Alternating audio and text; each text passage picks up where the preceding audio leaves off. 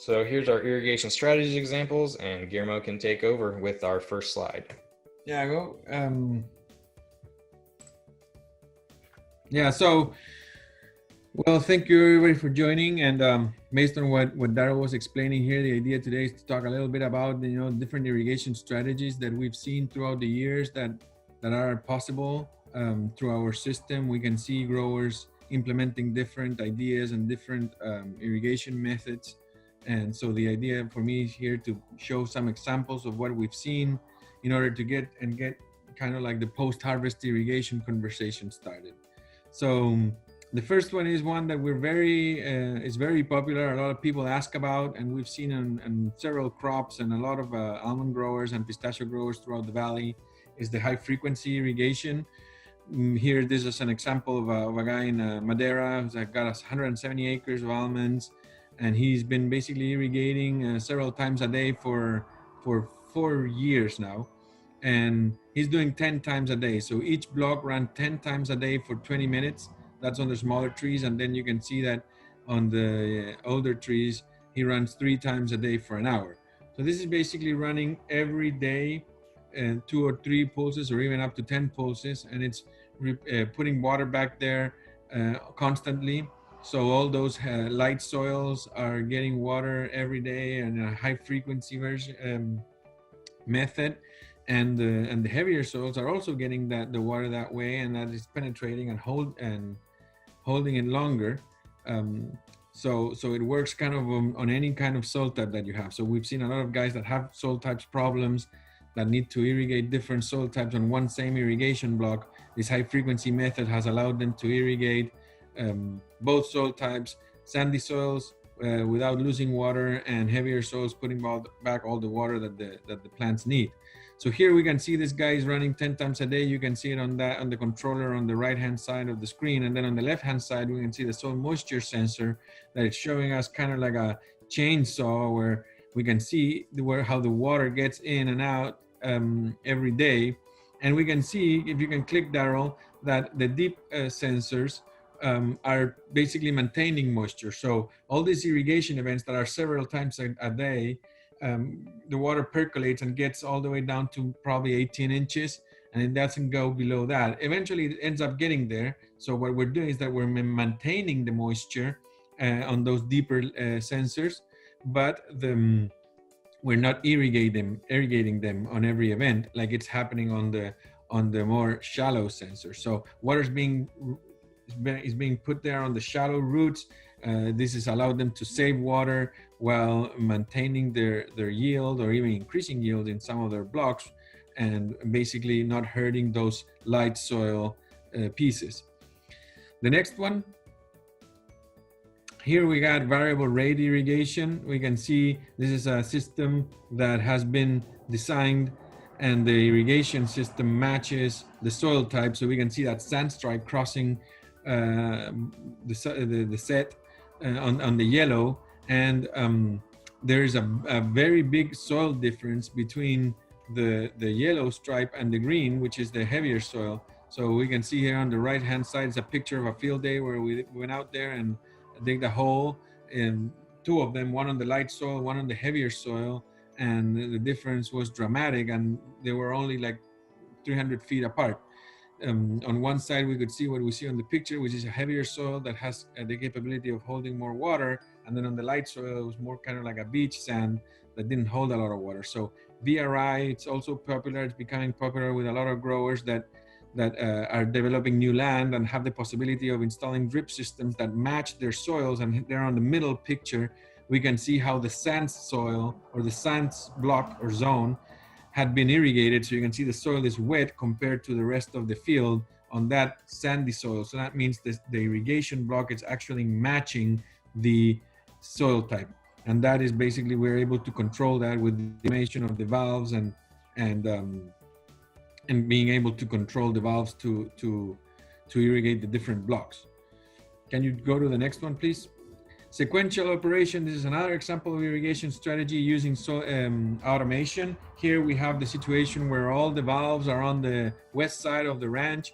It's a 16-inch pipe with high velocities a diesel pump and an electric pump with VFD to try to maintain the pressure, but the distribution uniformity on this ranch was a big problem. And we saw that basically changing the operation on how the valves worked, which used to be operated by hand, and you had a guy that would go out there and open 4 valves on the same first set, and then when it was time to change, he would go and open 4 valves and then close 4 valves. And since the whole pipe and the sub mains are filled from west to east, you can the pumps would ramp up on the VFD, the speed of the water would be high, so you would have pressure problems all around the field until that's pressure stabilized, which took quite a long time. What they did here is that they started irrigating sequentially. If you can click, Daryl, you can see that when changing from one set to the other, what they started doing was operating 1 valve at a time. So open a valve of the new set, close a valve of the old set, open the next valve, and then close the next valve. And that basically allowed them to maintain good pressures throughout the whole field, improving distribution uniformity and improving yield and in general tree health overall. Can you go to the next one, please? Here's a good example on where we want to take the conversation today. This is on processing tomatoes. It's an example of people using soil moisture sensors to control the deficit irrigation pre-harvest. The idea on this processing tomatoes was to increase solids and give it some deficit irrigation 30 days before harvest without stressing the vine to the point where you could sacrifice yield. So the objective was to improve the solids, but maintaining the crop and the yield. And that's what they do with the soil moisture sensors, and basically keeping a close look when they're doing that deficit irrigation.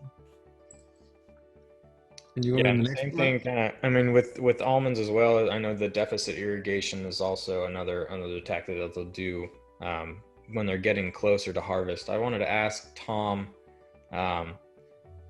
is there any way that growers in the Central Valley with almonds are able to stray away from the deficit irrigation pre-harvest? Is that a pretty common thing that you've seen with growers throughout?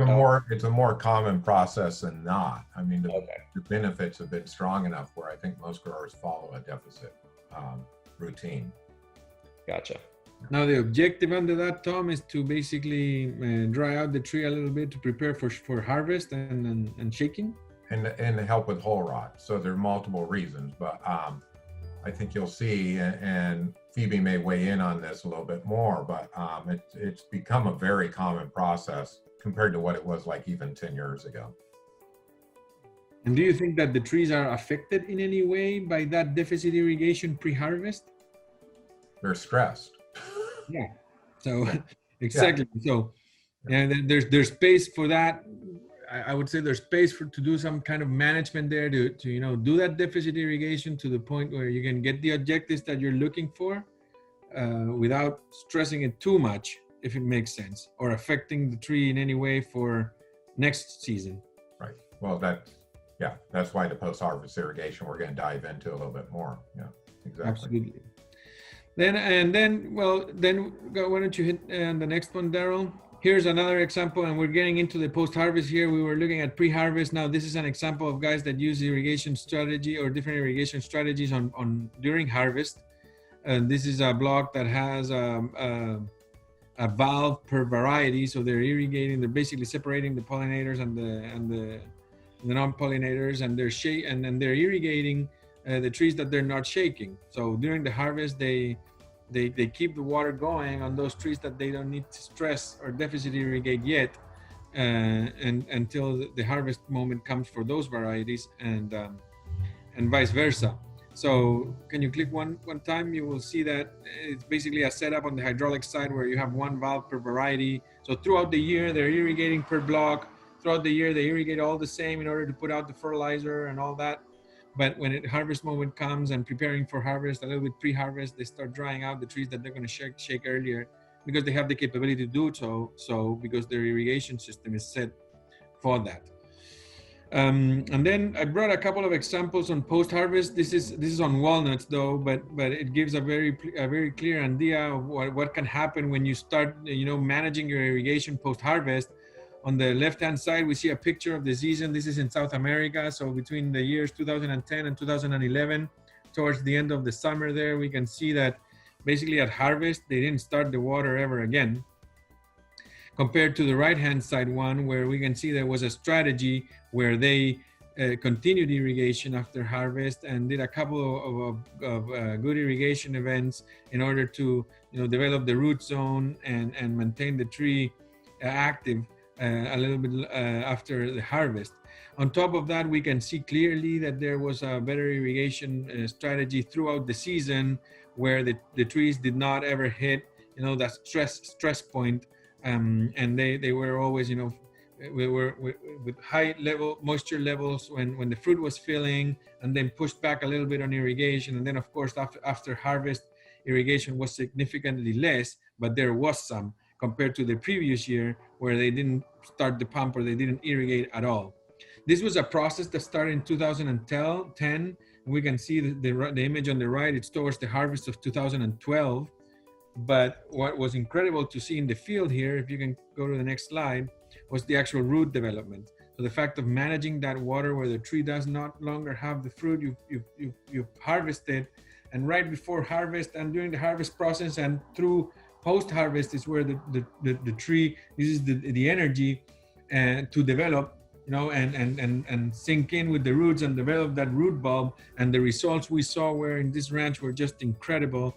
And the root activity and the root development on the trees, just not just but in a big way defined by that post-harvest irrigation strategy was incredible.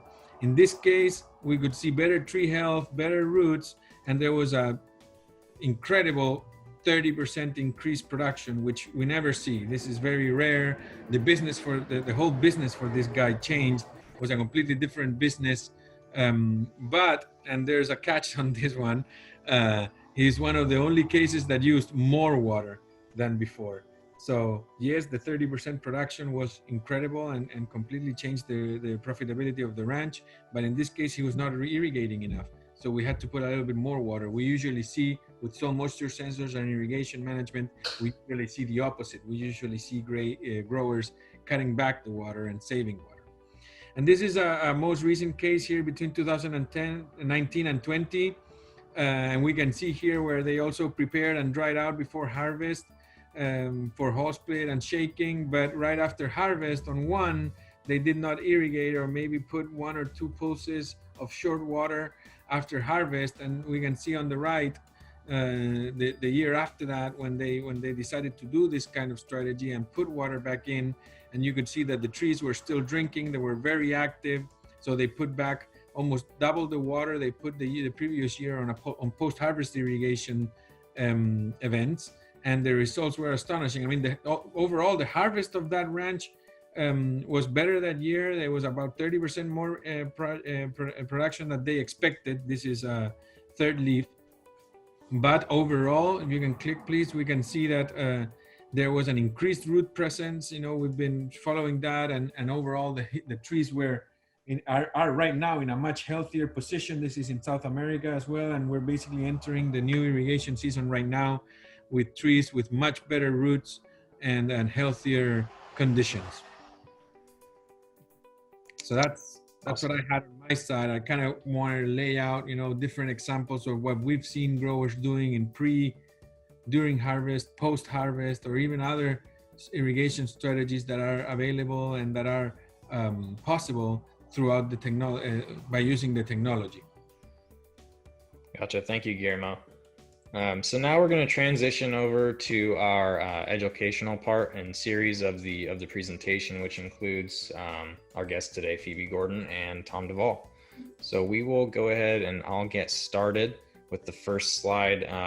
Tom, if you could speak to this a little bit, how many acre feet of water is typically used on like a per acre basis? And how can this vary? I kind of gave the example, like let's say estimating like 3,000 pounds per acre, and just for everyone out there, 1 acre foot is approximately 325,000 gallons.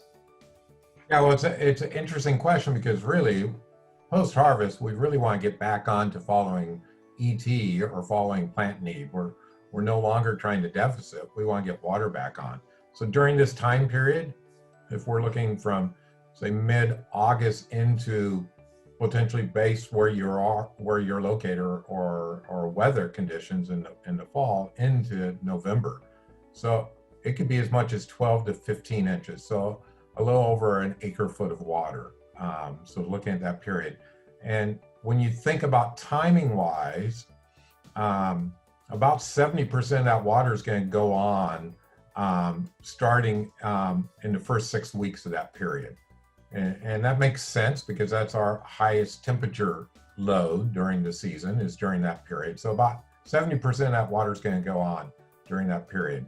And research that David Goldhammer did, somebody from UC Extension on research, found that the first 8 inches of that water is the most critical during that period to maintain yield. So, but about 12 to 15 inches to answer your question. Gotcha. So this is kind of for both of you guys. How have you seen growers go about getting their irrigation recommendations? I know that some people have said, like, you know, some people follow ET, or I know that the almond board has an irrigation continuum. So what have you guys seen? Well, let's go first. Okay, so what UC recommends is a kind of a multi-step approach. So, you know, almonds, we say you need about 4 acre-feet of year. That's not necessarily how much you're going to apply, because you also want to take into account winter rainfall. But you basically irrigate based on how much water is lost. And so that's based off of a calculation of either your ETO, which is a standard, which is either pan evaporation, or you have a grass plot. And then you have what's called a crop coefficient, which is a measurement that's been determined through research as to how much, what percentage of your crop is using, or what your crop is using, what percentage of the ETO. And so in almonds, that's going to be dependent on basically leaf area, temperatures, and that sort of thing. So then you need to go into how much water your soil can store. And so that you need to know that based off of what your soil texture is, how deep your rooting zone is. You can use soil probes to help determine, you know, when you might be getting close to about 50% allowable depletion. But what UC really recommends is using a pressure chamber to monitor plant stress, since the ultimate indicator of when you need to start irrigating is when the trees are telling you that they need to start getting water. Gotcha. Yeah, and I agree with Phoebe. I think it's a multi-step process. The pressure chamber is great. That actually is giving you a direct measurement of stress on the tree. I also like to leverage ET data as well as soil moisture data, but I'm a little bit different. I use the ET data to forecast our need. The soil moisture data, I really look to tell us how effectively it went in the ground. And refilled the profile. You kind of need both together, and because if you have runoff, it didn't go in the ground. So Exactly. if the weather data is telling you to replace so many inches of water, you put it on. You need to assure yourself that happened. And this is where the chamber really is helpful, because it gives you a direct measurement of stress. So Yeah, let's work well together. Yeah, when you're doing deficit irrigation, you really need to be using a pressure chamber, especially around the time of whole split. If you're drying your trees out too much, you're purposefully inducing a small amount of stress, because research has pretty clearly shown that makes trees the nuts less susceptible to getting whole rot. And I've seen trees that have been hammered with whole rot. It will kill fruiting branches, and it's a big problem. And so you need to be basically reading what the trees are telling you. If you're doing anything else, it's a bit iffy, and you can risk overstressing your plants. Yeah, so to address what Guillermo has shared, you know, can you get away with not having that stress? It's managed stress. Mm-hmm. You're managing how much stress you're putting under it, and the chamber gives you a very good insight into that level of stress. It is, yeah. Have you guys ever seen or used leaf temperature sensors for that stress management? You know, I've not seen them used in almonds for that use, Guillermo. at least in my personal experience. I haven't seen them for that use. Mm-hmm. I haven't personally experienced it either. You know, I might ask some of our, I guess our irrigation advisors have both retired at this point, but we'll hopefully have a new one. And there might be some specialists or even full faculty at UC Davis who have looked at it, but I haven't personally used it. At some point we did it on some almonds in Bakersfield. And we've used it on grapevines because on wine grapes, because those guys get to that point, you know, and after color that they stress a lot, and where the soil moisture is basically showing you bone dry. So what they do is that they monitor that temperature on the leaf and compare with the temperature on the weather, and basically see how off it is and kind of like manage the canopy stress based on that. Yeah, and if you think in the old days, that was how a lot of growers would determine stress. They'd go out and grab a handful of leaves. A leaf. Yeah, because the pressure bomb is pretty, I mean, it's great. I love it. And I think it's very accurate, but it's not an easy method. You do need to learn it, and it does take an investment. And I think that from talking to some growers who've used it, you know, it's something that you pull out at deficit irrigation, and I think you learn what's going on in your orchard while using the pressure chamber as a tool. But it still is the best way that we have that's been backed up with research that shows that, you know, monitoring the plants is still the most accurate way to time irrigations. And for just a little plug for next season, the Almond Board, we put together a lending library of pressure chambers for almond growers if they want to try one for a week or two, just get a sense of use to kind of overcome the fear of the purchase. So if they reach out to me, we can help coordinate that for them. Yeah. But I think that all three tools are very useful. None, you know, ET, soil sensors, and the pressure chamber all give information that the other two can't give. And so it's best to use all of them to give you information. Yeah. You know, if I'm trying to recharge during the winter time, I want to be using a soil sensor. And if a pressure chamber doesn't tell me how much I need to irrigate. So they're all useful tools. They all give valuable information, but none of them, I wouldn't schedule irrigation alone with just one of those. I agree. No, and I was looking more of as a, you know, technology company are always looking of a method to automate or, you know, make it easier or online, because it's hard to have like a pressure chamber, you know, every 15 minutes, which is what we can do with some moisture sensors. That's kind of where I was going with. We've seen, you know, dendrometers that are monitoring the trunk. We've seen NDVI that are constantly monitoring the NDVI level on the canopy. Leaf temperature, where you can somehow manage stress, but as you say, at the end of the day, we've also seen that pressure chambers are basically the method to tell you. Yeah, and I think you're going to see more products in that space, Guillermo. There's a lot of research in that area right now. Plant sensors. Absolutely. Yeah. And I guess something I didn't mention that you guys have a picture of here is a shovel or an auger. That's my favorite tool. Yeah, and if you're trying to manage irrigation in young trees, you know, those soils, nothing is telling you what's going on aside from that root ball of that freshly planted tree. And so you need to be going in and actually digging and seeing, you know, I know Bob Beatty would always talk about sticking his finger into the root ball to actually see what those roots are, if they're wet enough. I agreed on that. Gotcha. I think that leads us right into our next question. What are some of the validated technologies available for that purpose? So what you guys have seen in your professional careers in the industry about how growers are using. Yeah, here we want to hear you. And that plays in Phoebe's introduction of pressure chamber. It is really the benchmark validated method. Soil moisture probes are also helpful, and I look at it as a tool kit, not a tool. So the concept of using multiple techniques to get to it, and I've got to go back to your previous slide. I still swear by the auger. The auger gives you direct measurement. If you want to know what's in the soil, it's a very good way to do it. And I know it's not popular, but I think it's a supporting tool to trust the data coming off of your other tools. So if you're using soil moisture sensors, I've had a lot of growers not trust them, and they ignored their data.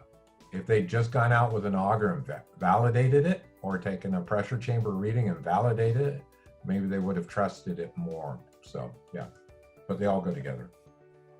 Gotcha. Yeah, that's this is just a few of the things that we've kind of seen, as well as using the soil moisture data, the plant sensors, weather data, satellite imagery, and irrigation recommendation services, and those different types of technologies that are in the industry.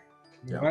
What have you seen on the imagery side, or on the artificial intelligence and data recommendation? I think it's an area that is growing and improving, and this is something I've often posed to technology companies. Are we answering the question that growers are asking? I mean, at the end of the day, a grower is really wanting to know when and how long I need to run water. Mm-hmm. So if you have an image and it doesn't tell you when and how long to run, it's not completely answering the question. And the same thing with soil moisture data. If you have to interpret and become a data analyst to read a chart, it's not really answering the question. It's putting that on the grower to answer. And this is where I see a lot of room for improvement and hope with AI or machine learning, that we get further down the path of answering the core question. And there's big strides happening in this area. And I think it's a combination of data points. And I think in the future, you'll see imagery data being played off of soil moisture and plant sensor data to come up with an answer to drive a prescription to the controller to execute. And that's our hope. And we're pushing hard on that as an industry to get to that point. Gotcha. All righty. These are just some pictures that I found. So like what we're talking about, the dendrometers and the soil probes, and taking a backhoe and kind of ground truthing everything was really important. So for Phoebe, I think I directed this question towards you. What are the different phenological stages where you see water requirements change? Like why are they changing, and when are they changing? Yeah, so water use in almonds is going to be determined by leaf area. And so, it's not going to start until basically, depending on what spring temperatures are like, typically I see leaf out just after or towards the end of bloom. So that's when the trees are going to start using water, and then they're going to continue to use it until the leaves fall off, basically. And so, how much you're going to apply is going to be also dependent on day length, temperatures, relative humidity, and that sort of thing. Which is why we're typically, and I apologize, I have a very barky dog. No, you're fine. I got the same here. I'm actually barking any minute. Yeah, this work from home thing is not all it's chalked up to be. But so basically, you're going to be starting to increase how much water you apply, typically after bloom. And even then, it makes me nervous when I hear people start talking about irrigating around bloom, because typically soils are really wet. And so you might be risking, drowning out those roots. And so this is a time, pressure chambers and soil sensors are going to really help you in just knowing what's in your soil. And so then all the way through whole split, you're going to be basically irrigating based on ET. Then you use that pressure chamber for the deficit irrigation around whole split if you have an issue with whole rot. And then you want to resume full irrigation as soon as possible. And so I know that's a little bit complicated around harvest, depending on if you have a drip system or a micro sprinkler system. I've seen micro sprinklers spray so far that they hit the windrows of almonds, and you obviously don't want that. And so, but you basically, because that bud differentiation time happens around harvest, you do want to cut back on water to reduce whole rot, but you you really want to make sure you're not overstressing those trees, which is why we like the pressure chamber so much, because again, it's that you're asking the tree directly what it needs. And I guess there are some times when you might want to do dormant irrigations to refill the soil profile if we've had a really dry winter, but that's you know, it's going to be year dependent and site dependent. Gotcha. Perfect. So going back to, I think you talked about it a little bit in this last slide, but the recommended strategy for that pre-harvest period and whole split area. Is there any spraying and fertilizer that that's going to have to be required during these different irrigation events, and how do growers kind of go about going through two different things at once? Like they're having to irrigate, they're also having to apply fertilizer in the same week. Yeah, I mean, most growers at least apply nitrogen through the irrigation system, but we don't really recommend you apply nitrogen after kernel development is finished. And I guess we're still doing research and discussing post-harvest nitrogen applications. And so I know that Franz Niederholzer has done work up north that showed that post-harvest nitrogen applications didn't really do much of anything. I mean, you know, you're definitely going to be wanting to put your whole split spray on for navel orangewort, making sure that you pick something that works with your reentry intervals and pre-harvest intervals. You know, there's a post-harvest, like a fall, you could do fall boron application if your almond holes say that they're deficient in boron. Zinc sprays, those could also go on post-harvest. But as for irrigation strategy for pre-harvest, I mean, again, you're going to be following what your pressure chamber says. You're inducing mild water stress in the plants, -14 to -18 bars, and resuming the full irrigation as soon as feasibly possible. So that you can, you want to make sure you can enter the orchard, you're not getting those windrows wet, but keeping in mind that any extra water that you're cutting off beyond what's necessary is going to be stressing those trees out.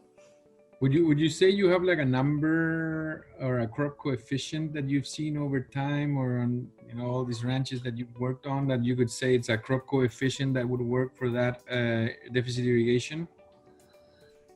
You start, oh gosh, this is the one thing I didn't look up. You can pipe in, Tom. I think that you want to decrease. Yeah, so Guillermo, I wouldn't say you're going to change your crop coefficient. No, you just cut back on water. You cut back on water. Yeah. But that's what I mean. I mean, what's the percentage of the ET that you've seen that you end up using? I think the best approach has been using the strategy, actually measuring the stress of the tree. Yeah. Some people say on water, they're cutting back upwards of 50%. Wow. And my fear with that is it's harder to determine and monitor the stress if you're not using a pressure chamber. Yeah. Just saying cutting back 50%, that really, it makes me nervous sometimes. But I get it. I mean, on the method, you want to be using the pressure chamber for sure. I guess my question was towards the, kind of like if you've been doing this for so long, you guys have a lot of experience, and after the fact, you can go back and see, okay, we used the pressure chamber and we were irrigating 50% of ET. Yeah. I would start with a 10% reduction and go from there. Yeah. Again, especially if you're not using a pressure chamber, if your trees are stressed going into that, and then you cut the water back by 50%, it's going to cause stick tights. That RDI, it does technically reduce kernel size. It's just the research has shown that the decrease is so small and the benefits from reduced branch death from whole rot are so great that it's worthwhile. So that's why we really stress that pressure chamber, because that's the only way that we have right now. There's a lot of, like Thomas said, there's a ton of research going into this area, but again, what we have right now is a pressure chamber, and so that's what we're No, I understood. I wanted to get a feel of how much. It could be between 10 and 50%. So you might be at I get nervous with that. with that 0.5 to percentage. 0.9 ET maybe, but it's still a pretty wide range. But the main thing is not to basically to do a controlled deficit irrigation, because the cost of not doing it might be bigger than the benefits of doing it. Yeah, exactly. Exactly. Yeah. So how do you identify when you're going to stop irrigating? What defines after that the trees have gone dormant for the season? Being the irrigator, I would say when it rains, but I'll let Phoebe jump in. I mean, that's basically for when to stop irrigating. That's what I would say too, is when it starts raining. You know, again, like this kind of gets into like, what if you have a really dry winter and you need to refill that soil profile? You want to wait till the trees are dormant. And so I actually asked Tom Gradziel, who is the almond breeder at UC Davis, and he's also really strong on physiology. There's no hard and fast rule as to when almond trees are fully dormant. You know, they can have initiated dormancy when there are still leaves on the trees. You know, I've definitely seen young almond orchards that are retaining leaves into December and January. So I guess the technical definition of dormancy is if trees or a plant will not start growing despite them having conditions that are conducive to growth. That's called endodormancy. And then ecodormancy is something we don't, at least in almonds, I don't think about so much. It's basically when the trees have reached their endodormancy requirement, and so they're just waiting for nice weather. And so this is something you see a lot in the Midwest when you have really wild spring temperatures. You know, I went to grad school in Ohio. You know, you could have a 60-degree day followed by a hard freeze the next week. And so trees and other plants that go into dormancy have evolved this waiting period after true dormancy to wait for when, I guess I say wait, they're not conscious, but it's basically like a hedging to try to make sure that you're not leafing out when it's still super early in the season. But so I would say that Tom kind of gave me this just November, but it was still, it still is a, you know, I know Joe Connell has said that he's seen leaf out, I think in December or January, when we had really weird temperatures. And so it's I think you can tell by my hedging that it's a tough question to answer as to when they're in full dormancy. I'm sorry to put you on a tough spot, but that's what we're here. Yeah, it's I mean, in general, we just don't understand dormancy really well. If anyone's involved in pistachios, they'll know that we're kind of throwing our hands up in the air in that realm. Some trees keep leaf long, or with this drought years, it's been strange, you know, and just, you know, it doesn't rain. So, you know, some growers, we see them irrigating just to, you know, as you said, just put water back on the soil since the winter didn't do it. Mm-hmm. So they start irrigating like late winter, really early spring for a little bit. You know, they irrigate for 2 or 3 weeks just to put water back there and instead of the rains. Yeah, I you know, so I would say the only time when it really makes me nervous is when we're leading up a couple weeks before bloom, because roots generally start growing a little bit and they become active. So when you're putting on water, you want to overwinter to refill the soil profile. It's best to do it when roots are dormant, because the damage that you can do is less than if they're actively growing. You know, it's the same reason why we recommend leaching for salinity, which is another reason why you might be applying water over the winter time. Not only is it more efficient because there's less water loss, but those roots are dormant, and so you're risking less damage with winter irrigations. Gotcha. All right, so kind of what we've been talking about is kind of summed up, but why is post-harvest irrigation important? And both of you guys can weigh in on this. I just had Tom's name up on there. You know, it's interesting if you think about it. What have we just done to the trees during harvest? You know, first we went into a deficit irrigation plan, purposely to stress them some, right? And then literally, because I'm from the North State, we shook the hell out of them. We ended up with almonds, right? Then if we're using sprinklers, we're not putting any water out because we don't want to wet the windrow. So we've gone through this period of a lot of stress. Well, at the same time, you know, you're looking at August and September, And Phoebe probably will weigh in more. She's a lot brighter in this area than me, but bud differentiation is happening. So you could reduce the carbohydrate development during that time. So there's a lot of things going on. And I think that this is one area that we're seeing a big surge in the use of dual irrigation systems, or irrigating by variety. So you can get water right back on after harvest. So you'll see people with micro sprinklers are starting to put drip lines in. So then when they get their first variety done, they can get water back on the other variety. So those are some key things. It's really important to get that water right back on the tree as soon as you can. But Yeah. any comments on that, Phoebe? No, I would have said that. I know that I listened to I read a presentation that David Dole had done. He was the almond doctor. He had said that with that bud differentiation, they had actually seen a ranch in like 2002 when they divvied up the post-harvest, and no post-harvest irrigation was like almost a 40% decrease in the kernel yields the next year. Yeah, really, you're setting your crop for the following year. And another area that I just spent a week in the field with harvest and saw, some orchards that defoliated. Though that's a place, even if you relief, get some water out, because if you don't put water on those, the downsides are going to be even greater. I would say, Phoebe. Yeah. Alrighty. Next one. So I think this is kind of what Guillermo had talked about in the previous slide, but I'm not a proponent for changing the crop coefficient during the year. It's a crop coefficient. You may change the percent that you do something to the coefficient, but I would stick with the same coefficient. UC has publications that will go over that sort of thing by crop and by time of the year, I think. So I guess just in general, you want to keep up with ETC, which is the crop ET amount. ETO is the standard.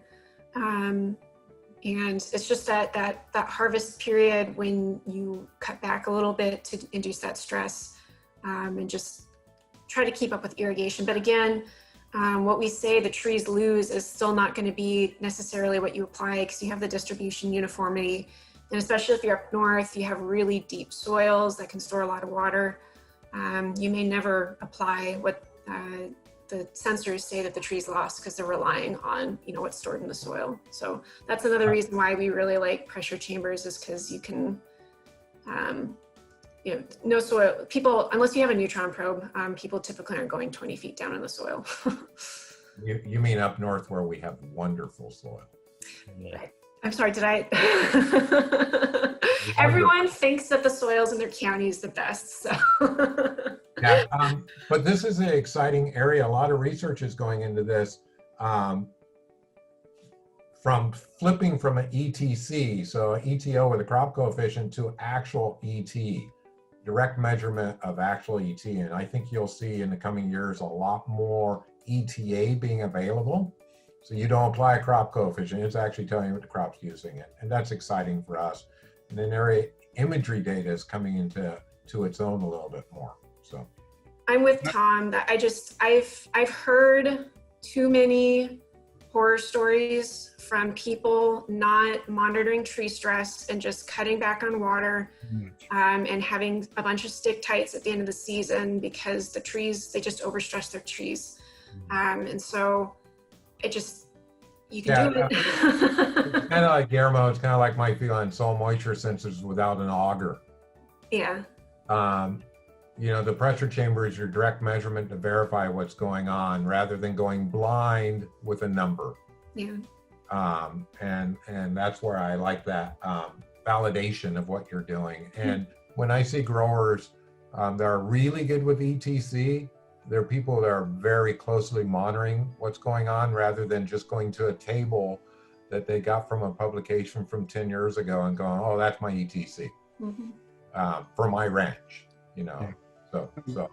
I know, understood. And based on what Phoebe's saying, and then after harvest, I mean, you're done with hospital, you're done with harvest, and if your tree's still in good shape, you're probably going to have to irrigate and basically make them happy.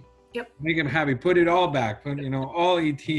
Yeah. Go back to where you were before. Make up for all that harvest stress. Absolutely. We're Absolutely. shaking the hell out of them. Yeah. Yeah, and then we kind of already talked about this one. So Yeah. the basic summary was, it just depends on, if you're having a dry winter, you need to put more water on, or you have enough rains when they come, and it's good to go. And you can just wait until that later part of the year. All right, and then does post-harvest irrigation strategy change anyway depending on if they're pollinators, non-pollinators like Carmel varieties or nonpareils? I mean, does the strategy anyway kind of change there post-harvest? No. I mean, you have different timings as to when you're going to be harvesting, and so I would say that we're just starting to look, I should say, Isaiah Kiseka, who's up at UC Davis, is starting to look to see if there are varietal differences between how much trees need. And, I've definitely heard people tell me that, like Aldrich and Monterey are a little bit more wimpy, and they just don't deal with water stress as well. But as far as I'm aware, we don't have a lot of data on differences between, the different varieties. Gotcha. And I would, I know I've read that Tom Goldhammer, or that Dave Goldhammer paper that you referenced, Tom, and I don't remember what they looked at, but I would bet it was nonpareil, since that's I think it was. Yeah, so I don't think we have data on that. Gotcha. So as of right now, it's mainly just in terms of the irrigation types and with harvest, post-harvest. Right now, we're kind of looking at, the non-pareils are being harvested, especially over here, a little bit earlier than the other later varieties like Carmel, and so spacing out the irrigations is important. Yeah, and I would say, if you have multiple varieties that have really different whole split timings, and you are pulling back on water during whole split, and that's where another place where those dual irrigation systems are nice, because you can continue irrigating one variety while you're stressing the other variety out, because you are going to be negatively affecting the other variety if you're pulling back on irrigation water. So, but that's still fairly new. I think I don't know how long you've noticed that sort of thing, Tom, but. Yeah, I'm a huge proponent for dual irrigation systems, and this is one reason why. Frost protection is another reason why. Yeah. They're very useful to our grower. Yeah. It really gives you flexibility and freedom. Yeah. Oh, we didn't even talk about frost protection earlier. Yeah.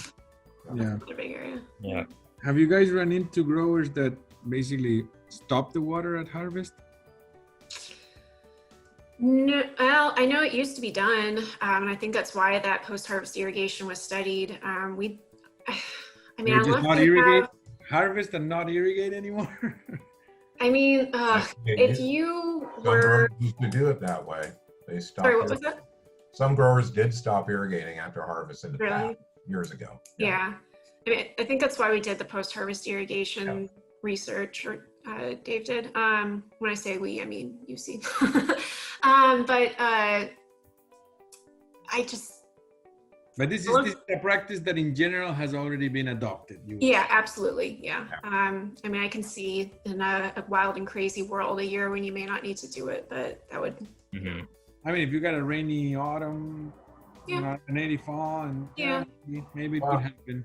But basically right now, I would say the message is to go and manage your irrigation. As soon as you harvest, manage your irrigation just like you were doing it before whole split, and go give the trees some love after the damage you've done. And remember, because you mentioned something earlier about how they didn't irrigate during this period, but they used less water, all that. We've got to understand it's really water use per pound produced. It's not just total water applied, right? And I think if we really focus on yield and the impact of water, we'll learn, like in the North State where I'm based out of, a lot of growers need to irrigate more because they're restricting yield by not irrigating more. So it's just balance. And it's not always around water savings. And I think early on, like a decade ago, there's this big push to pull back on water, use less water. Well, we're restricting yields at the same time. Yeah. And now we need healthy crops that produce well because we don't have a lot of water. So we got to get the most crop we can out of the water we have. Yeah. Ounce of meat per acre foot. Yeah, exactly. Yeah, I agree. No, and up there, I've been with growers up there also. There's one thing about the amount and then the frequency and how you put it out. Yes, Exactly. Especially up in Northern California, I've run into a lot of growers that, irrigate once a week, and they put a long shot 48-hour every other Monday, and then his neighbor is doing every other day. And so it's like, it's the way it used to be done, and it's changing that behavior, and we hope we get the word out on that. So absolutely, man. We are trying to do that as well, and we've seen all these strategies and all these different, innovations around irrigation that have had really good results. So the idea is to bring you guys in and share what we've seen, but it's not as valid as when it comes from us. I say when it comes from people like you. So I want to thank you guys very much for participating today, and it's always good to hear what's going on in the research. Phoebe just threw out there a lot of names, researchers, projects. You guys are just so on top of this that it's really nice to get together. What we're doing on the manufacturing side with what you guys are doing on the almond board and the research to complement the knowledge and try to spread the word out.